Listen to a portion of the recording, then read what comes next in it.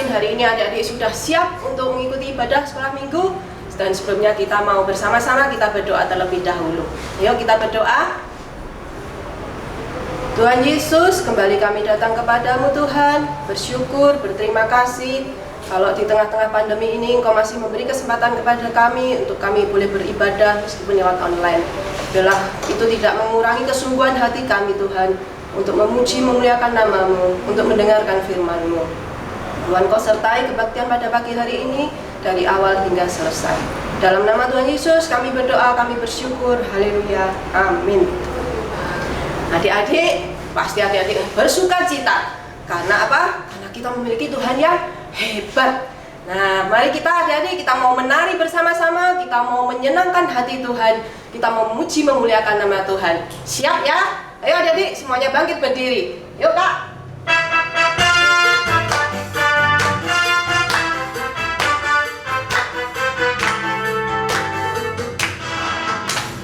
Roh Allah ada di dalamku, bukan menangis bertindak menari. Roh Allah ada di dalamku, bukan menangis bertindak menari. Bukan menari, bukan menari, bukan menangis bertindak menari. Bukan menari, bukan menari, bukan menangis bertindak menari.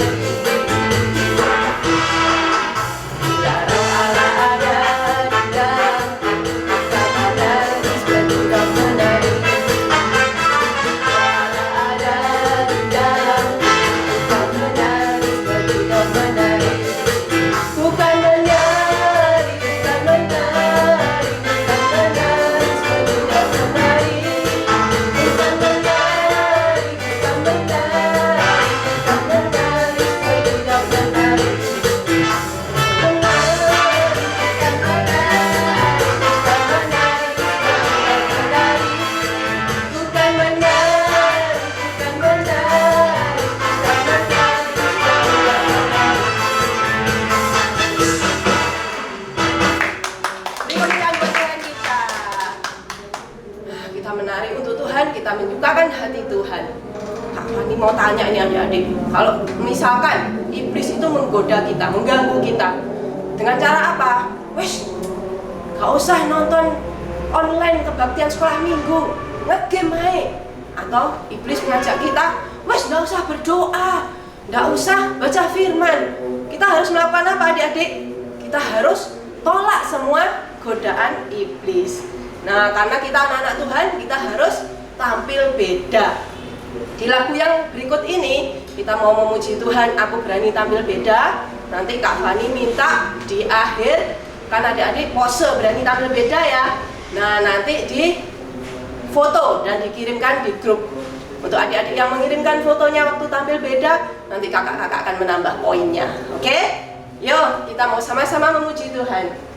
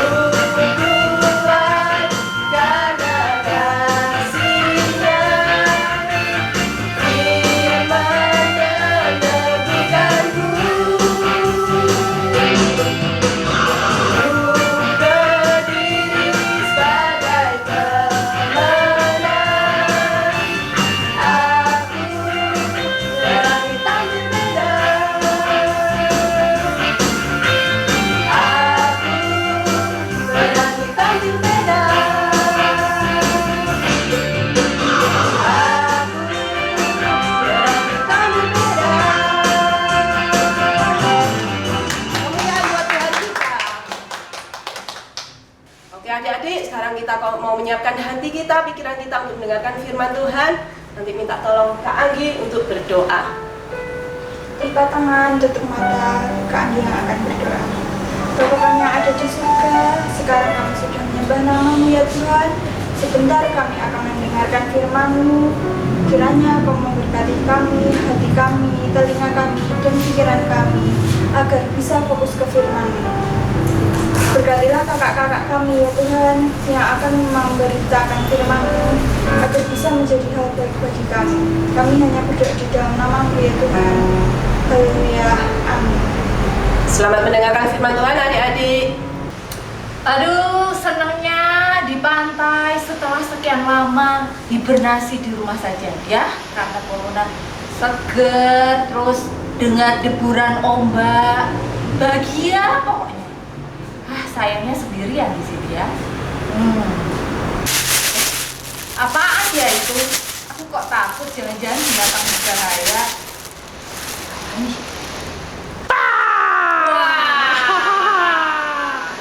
Halo teman-teman semua, ini aku Momo. Halo Momo, lama tidak jumpa. Ayo sini, kakak kangen loh, pengen ngobrol sama kamu. Ayo duduk sini. Iya kak, sebentar. Oke, sini. Kakak pengen dengar ceritamu. Kamu selama di rumah gimana? Yang kamu kerjakan apa? Ayo, kakak mau dengar nih. Aku di rumah itu enak kak. Enak? Iya. Enaknya apa? Aku bebas, bisa mainan, main HP seharian. Terus? Enak kan kak? Gimana ya? Ya enak ya enggak? Terus sekolahmu gimana? Sekolahku kan sekarang daring, jadi aku gak usah sungguh-sungguh belajar. Waduh. Aku kerjakan soal-soal sekolah Gimana? bebas, bisa siang, bisa malam, Bisa besok iya, gitu bisa ya? besok. Bisa tahun depan. Jadi gak usah ikuti aturan guru dan sekolah kak. Gitu.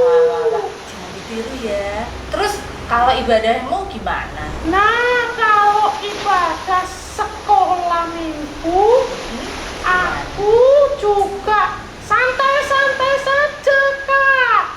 Lihatnya, nggak usah jam 7 tepat, bisa lihat siang, atau malam, atau besok. Itu, Kak. Enak main game, Kak. Bebas. Oke, sini Momo. Kakak mau kasih tahu sesuatu nih Apa, sama Kak? kamu. Halo, enggak, Kak. Pamit aja, Kak. Loh, Saya pulang dulu, Kak. Momo, Dadah, jangan Kak. pergi, Mo. Dah.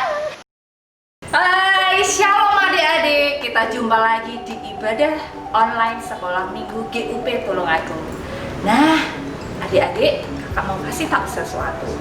Kalian selama ini karena ada pandemi, maka kakak-kakak sekolah minggu, orang tua kalian, juga bapak ibu guru, demi keamanan kalian, kita lakukan belajarnya online, ibadahnya juga online. Semuanya dilakukan di rumah saja. Nah, itu kondisi yang dialami semua anak, bahkan semua anak di dunia. Jadi tidak perlu bersungut-sungut ya, tetap sukacita. Nah, sayang sekali, tadi kakak ketemu salah satu teman kita, si Momo. Dia main terus, dia senang belajar di rumah. Senangnya bukan apa-apa, tapi bisa menunda untuk belajarnya. Apakah si Momo itu nakal? Gimana menurut kalian? Nakal enggak? Belum tentu loh. Belum tentu si Momo nakal. Hanya si Momo belum ngerti harus bagaimana, harus apa yang dilakukan, apa yang harus diutamakan.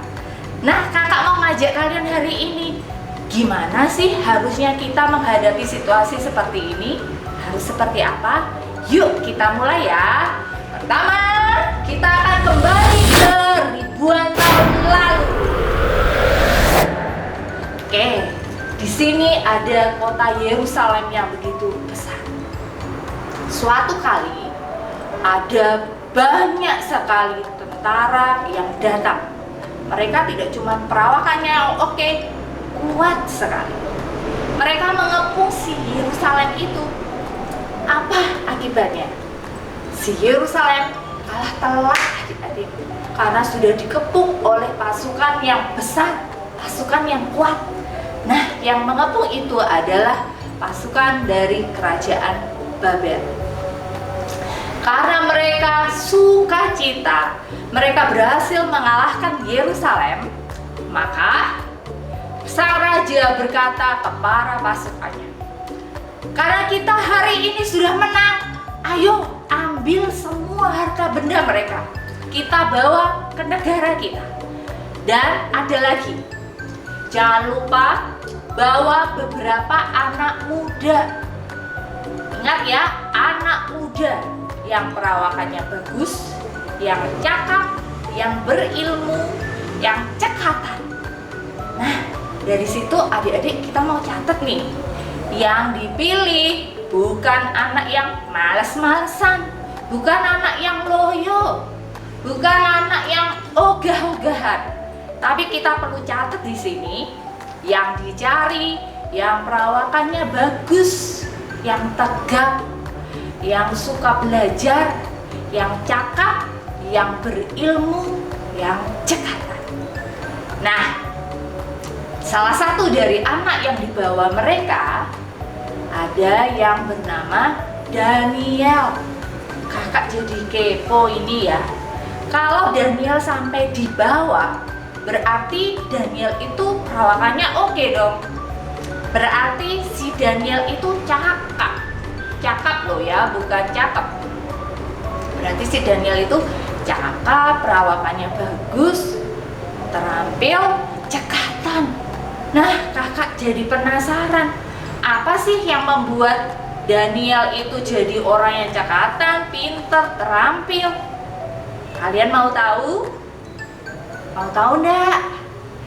Oke, setelah melalui penyelidikan, kakak baru tahu nih rahasianya. Si Daniel itu bisa sampai terpilih. Apa ya?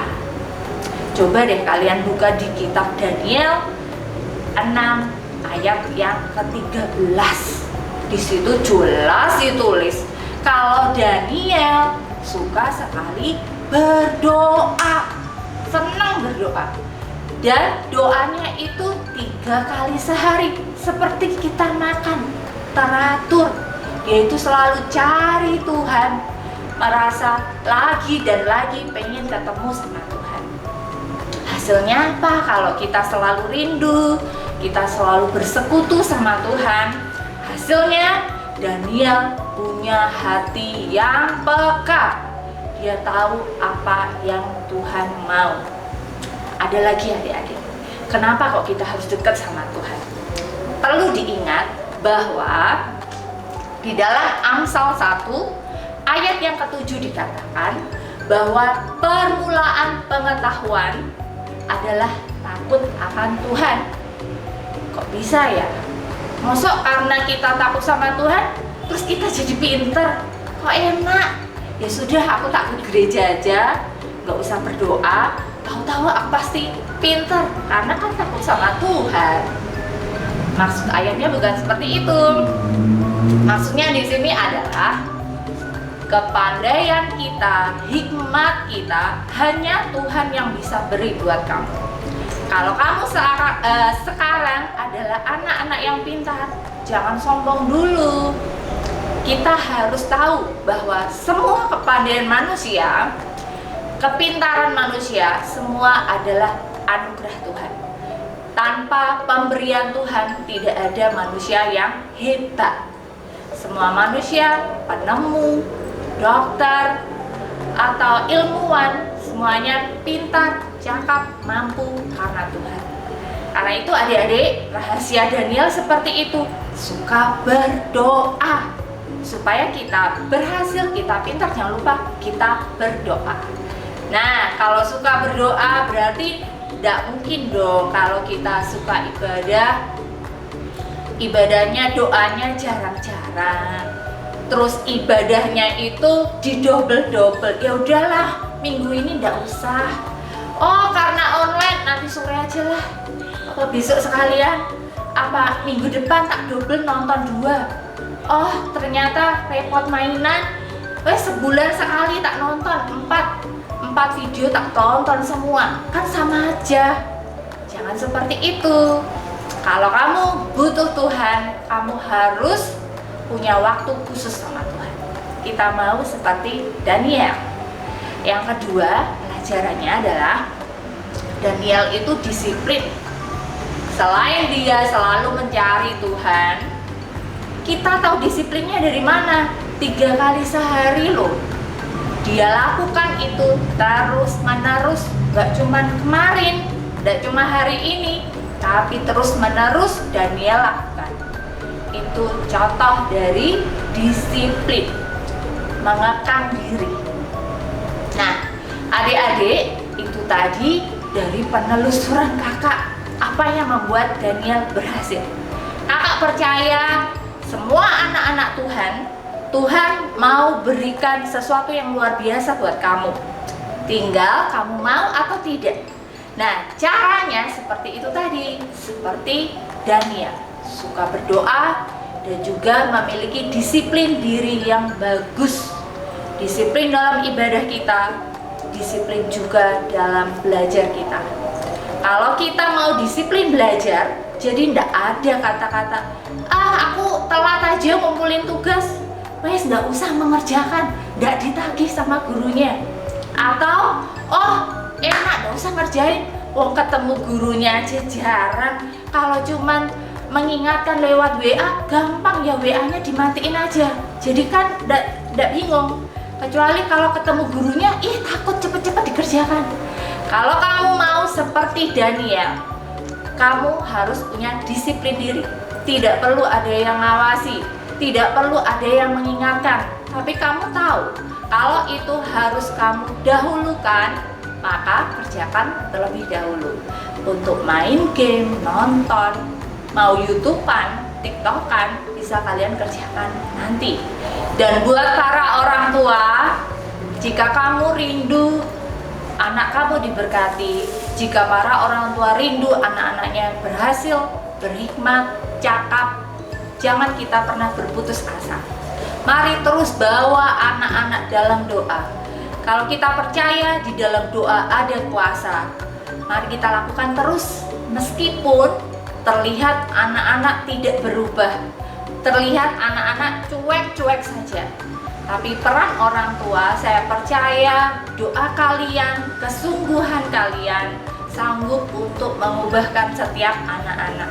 Mereka boleh jadi anak-anak yang takut Tuhan, boleh jadi anak-anak yang bersungguh-sungguh di dalam belajar mereka. Dan satu lagi, mari para orang tua mendukung anak-anak dengan menemani mereka. Saat mereka punya tugas dari sekolah, tidak semua orang tua bisa membantu mengerjakan. Tetapi dengan menemani, itu sudah support yang besar buat mereka. Mari kita percaya, kita yakini, kuasa Tuhan luar biasa. Kuasa Tuhan mampu mengubahkan setiap kita jadi pribadi yang lebih baik. Oke, adik-adik, kita sudah selesai mendengarkan firman Tuhan. Kini kita akan berdoa bersama-sama. Mari kita siapkan sikap yang baik untuk berdoa kepada Tuhan.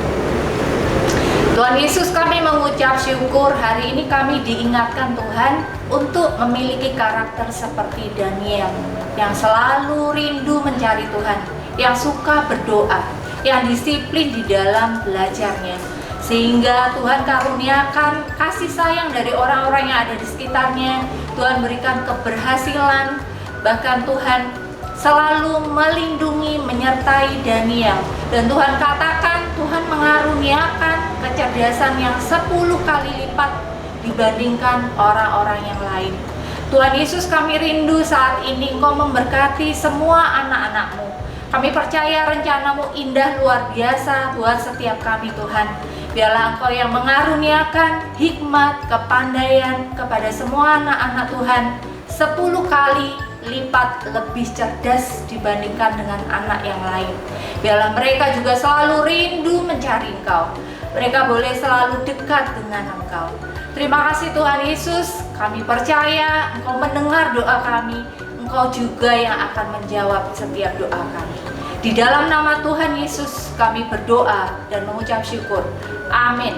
Ayat hafalan kita akan ambil di dalam Amsal 1 ayat yang ke-7. Amsal 1 ayat yang ke-7. Takut akan Tuhan adalah permulaan pengetahuan, tetapi orang yang bodoh menghina hikmat dan didikan. Dihafalkan ya adik-adik. Halo adik-adik, kembali lagi dengan kegiatan prakarya. Hari ini kita mau membuat sebuah kerajinan tangan. Kerajinan apa ya kak? Apa ayo? Hari ini kita mau membuat jam tangan. Betul, jam tangan. Sebelumnya kita mau menyiapkan alat dan bahannya dulu ya. Apa aja kak? Yang pertama ada lem. Nah, yang kedua itu ada karton atau kardus bekas. Semuanya bisa dipakai ya, terserah mau milih yang mana. Yang kedua itu ada karet gelang. Terus ada gunting, ada spidol, sama ini pensil warna buat mewarnai. Jadi yang pertama kita membuat persegi panjang ya. Di ujungnya kita kasih segitiga. Lalu kita membuat lingkaran untuk jamnya.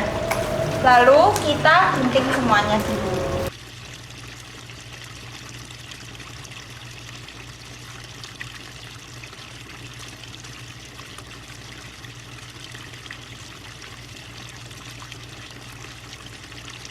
Nah, seperti ini hasilnya. Lalu kita warna dan beri tulisan di tengah sini. Tulisannya yang positif-positif ya. Misalnya, kan kalau ini taat. Kalau ini kakak mau kasih apa ya kak? Iya. Apa ya? Jujur itu. Jujur. Jangan lupa kita kasih warna biar lebih menarik. Kertas yang segi panjangnya tadi dan kita tempelkan jujurnya di tengah-tengah. Nah, jadi seperti ini teman-teman, waktu kita menempelkan lingkarannya di persegi panjang. Lalu kita ambil spidol lagi dan membuat titik-titik kecil di sini, di yang ada segitiganya.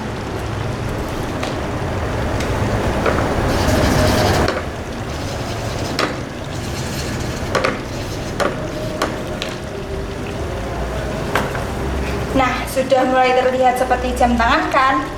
Lalu yang terakhir kita ambil karet dan pasangkan di sini yang tidak ada segitiganya.